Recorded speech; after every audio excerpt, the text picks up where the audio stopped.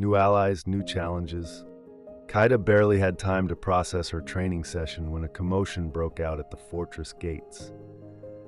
A group of void-born defectors had arrived, led by a tall woman with icy blue eyes and a posture so rigid it looked like she could break steel beams with her spine. "Who's the new girl?"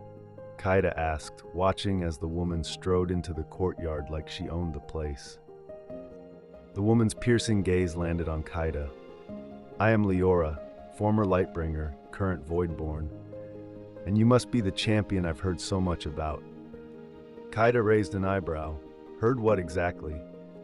"That you're untrained, undisciplined, and a liability," Leora said bluntly, "but also that you have power. Power we need." Kaida blinked. "Wow, you're just a ray of sunshine, aren't you?" "I'm here to fight, not to make friends," Leora replied, her tone cold and clipped. "If you can't handle that, let me know now."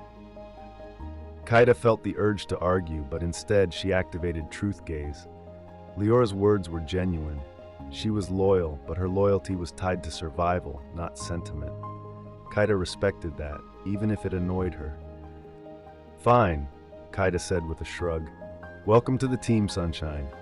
Darian, who had been watching the exchange with visible amusement, leaned over to Kaida and whispered, "I like her. She's scarier than you." Kaida elbowed him in the ribs. "Shut up." As the day wore on, Kaida found herself surrounded by her increasingly eccentric companions. Darian and Leora constantly butted heads, their opposing personalities clashing at every turn. Soren tried and failed to mediate, while Ulrich, the bumbling mage whose spells often misfired, added to the chaos by accidentally setting part of the dining hall on fire. "Is it always like this?" Kaida asked, watching the chaos unfold over her meal. "Pretty much," Darian replied, leaning back in his chair with a smug grin. "You get used to it." Kaida sighed, rubbing her temples. "I'm not sure if I want to." But despite the chaos, she couldn't help feeling a strange sense of belonging.